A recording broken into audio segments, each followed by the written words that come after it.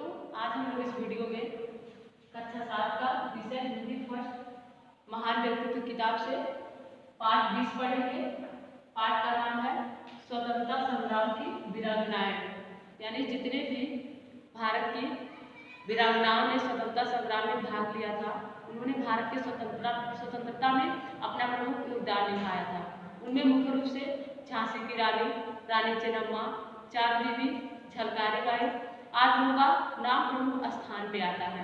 इसमें हम लोग इस पाठ में रानी लक्ष्मीबाई के बारे में विस्तार से बुक की सहायता से आगे पढ़ेंगे।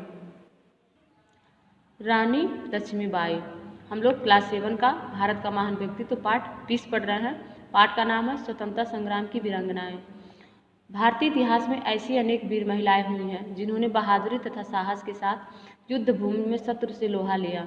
इनमें झांसी की रानी लक्ष्मीबाई का नाम प्रमुखता से लिया जाता है। रानी वीरता, साहस, दयालुता, अद्वितीय सौंदर्य का अनुपम संगम थी। दृढ़ता, आत्मविश्वास व देशभक्ति उनके हथियार थे जिससे अंग्रेजों को मात खानी पड़ी। लक्ष्मीबाई को बचपन में सब प्यार से मनु बुलाते थे।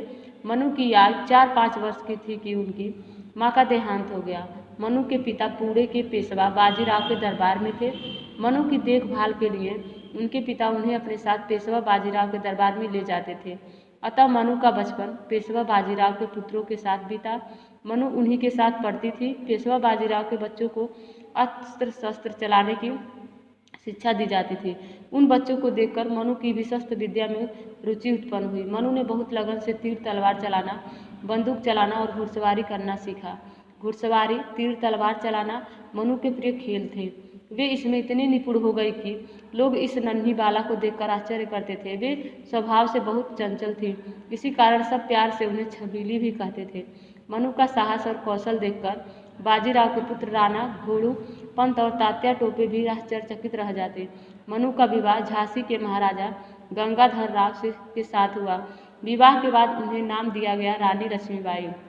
रानी लक्ष्मीबाई ने किले के अंदर ही व्यायामशाला बनवाई और शस्त्र चलाने तथा घोड़े की सवारी का अभ्यास करने की व्यवस्था की। घोड़ों की पहचान में वे बहुत निपुण मानी जाती थी। एक बार रानी के पास एक सौदागर घोड़े बेचने आया। उन घोड़ों में 2 घोड़े एक जैसे दिखते थे।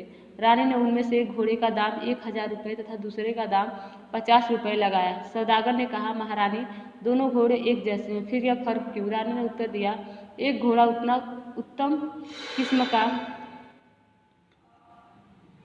किस्म का है जबकि दूसरे की छाती में चोट है।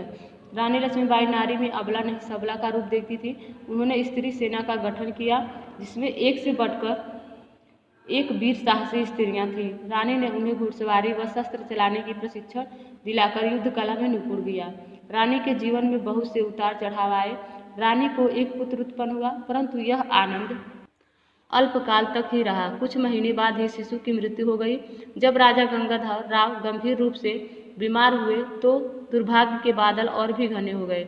उनके जीवित बचने की कोई आशा नहीं थी। दरबार के लोगों की सलाह पर उन्होंने अपने परिवार के 5 वर्षीय बालक को गोद लेकर दत्तक पुत्र बना लिया। बालक का नाम दामोदर राव रखा गया। बालक को गोद लेने के दूसरे दिन ही राजा की मृत्यु हो गई। रानी पर दुखों का पहाड़ टूट पड़ा। इस विपत्ति के समय झांसी राज्य को कमजोर जानकर अंग्रेजों ने अपनी कूटनीतिक चाल चली। अंग्रेजों ने रानी को पत्र लिखा कि राजा के कोई पुत्र न होने के कारण झांसी पर अब अंग्रेजों का अधिकार होगा। इस सूचना पर रानी तिलमिला उठी। उन्होंने घोषणा की कि झांसी का स्वतंत्र अस्तित्व है। स्वामी भक्त प्रजा ने भी उनके स्वर में स्वर मिलाकर कहा, हम अपनी झांसी नहीं देंगे। अंग्रेजों ने झांसी पर चढ़ाई कर दी। रानी ने भी युद्ध की पूरी तैयारी की। उन्होंने किले की दीवारों पर तोप लगा दी। रानी की कुशल रणनीति और किलेबंदी देखकर अंग्रेजों ने दांतों तले उंगलियां दबा ली। अंग्रेज सेना ने किले पर चारों ओर से आक्रमण कर दिया। 8 दिन तक घमासान युद्ध हुआ। रानी ने अपने महल के सोने व चांदी का सामान भी तोप के गोले बनाने के लिए दे दिया। रानी ने संकल्प लिया कि अंतिम सांस तक झांसी के किले पर फिरंगियों का झंडा नहीं फहराने देंगी। लेकिन सेना के एक सरदार ने गद्दारी की और अंग्रेजी सेना के लिए किले का दक्षिणी द्वार खोल दिया। अंग्रेजी सेना किले में घुस आई। झांसी के वीर सैनिकों ने अपनी रानी के नेतृत्व में दृढ़ता से शत्रु का सामना किया। शत्रु की सेना ने झांसी की सेना को घेर लिया। किले के मुख्य द्वार के रक्षक सरदार बुदाबख्श और तोपखाने के अधिकारी सरदार गुलाम गौस खां वीरतापूर्वक लड़ते हुए वीरगति को प्राप्त हुए। ऐसे समय में रानी को उनके विश्वास पात्र सरदारों ने कालपी जाने की सलाह दी। रानी अपनी सेना को छोड़कर नहीं जाना चाहती थी, लेकिन उनके सेनानियों ने उनसे अनुरोध करते हुए कहा, महारानी आप हमारी शक्ति हैं, आपका जीवित रहना हमारे लिए बहुत जरूरी है। यदि आपको कुछ हो गया तो अंग्रेज सेना झांसी पर अधिकार कर लेगी। समय की गंभीरता को देखते हुए अपने राज्य की भलाई के लिए रानी झांसी छोड़ने के लिए राजी हो गई। उन्हें वहां से सुरक्षित निकालने के लिए एक योजना बनाई गई। इस योजना में झलकारी बाई ने प्रमुख भूमिका निभाई थी। बच्चों आगे हम लोग पढ़ेंगे झलकारी बाई। झलकारी बाई रानी की स्त्री सेना में सैनिक थी। वह रानी की अतरंग सखी होने के साथ साथ रानी की हमशक्ल भी थी। अपने प्राणों की परवाह किए बगैर जिस प्रकार उसने रानी की रक्षा की, यह अपने में एक अद्भुत कहानी है। वह रानी की एक सेनानायक पूरन कोरी की पत्नी थी। रानी उसकी बुद्धिमत्ता एवं कार्यक्षमता से इतनी प्रभावित हुई कि उन्होंने झलकारी बाई को शस्त्र संचालन तथा घुड़सवारी का प्रशिक्षण दिलाकर उसे सैन्य संचालन में दक्ष कर दिया। झलकारी बाई रानी के प्रति पूर्णतः समर्पित थी। उनमें देश प्रेम की भावना कूट कूट कर भरी थी। जब रानी को किले से सुरक्षित निकलने की योजना बनाई गई तो झलकारी बाई ने रानी के वेश में युद्ध करने के लिए स्वयं को प्रस्तुत किया। रंग रूप में रानी के समान होने के कारण अंग्रेजों को भ्रमित करना आसान था। वे रानी की पोशाक पहनकर युद्ध करती हुई बाहर आ गई। उनके रण कौशल और रंग रूप को देखकर अंग्रेज भ्रम में पड़ गए। उन्होंने वीरतापूर्वक अंग्रेजों का सामना किया और उन्हें युद्ध में उलझाए रहे। इसी बीच रानी को बच निकलने का मौका मिल गया। दुर्भाग्य से एक गद्दार ने उन्हें पहचान लिया और अंग्रेज अधिकारी को सच्चाई बता दी। वास्तविकता जानकर अंग्रेज सैनिक रानी का पीछा करने निकल पड़े। झलकारी बाई की सच्चाई जानकर एक अंग्रेज स्टुअर्ट बोला, क्या यह लड़की पागल हो गई है? एक दूसरे अधिकारी ह्यूरोज ने सिर हिलाकर कहा, नहीं स्टुअर्ट, यदि भारत की 1% स्त्रियां भी इस लड़की की तरह देश प्रेम में पागल हो जाएं तो हमें अपनी संपूर्ण संपत्ति सहित यह देश छोड़ना होगा। जनरल ह्यूरोज ने झलकारी बाई को बंदी बना लिया, परंतु एक सप्ताह बाद छोड़ दिया। अपने मातृभूमि एवं महारानी लक्ष्मीबाई की रक्षा के लिए अपने प्राणों की बाजी लगाने वाली झलकारी बाई शौर्य एवं वीरता के साथ देशवासियों के लिए आदर्श बन गई। अपना यश कीर्ति लिए जब आहुति देती है नारी, तब तक पैदा होती है इस धरती पर झलकारी। ये कविता की 4 लाइनें झलकारी बाई के लिए लिखी गई है। उधर झांसी छोड़ने के बाद रानी अपने कुछ सैनिकों के साथ अपना घोड़ा कालपी की तरफ दौड़ा रही थी। पीछा करते सैनिकों ने रानी को देखते ही उन पर गोलियां दागनी शुरू कर दी। एक गोली रानी की जांघ में जा लगी। उनकी गति मंद पड़ते ही अंग्रेज सैनिकों ने उन्हें घेर लिया। दोनों दलों में भयंकर संघर्ष हुआ। रानी घायल और थकी हुई थी, परंतु उनकी वीरता और साहस में कोई कमी नहीं आई थी।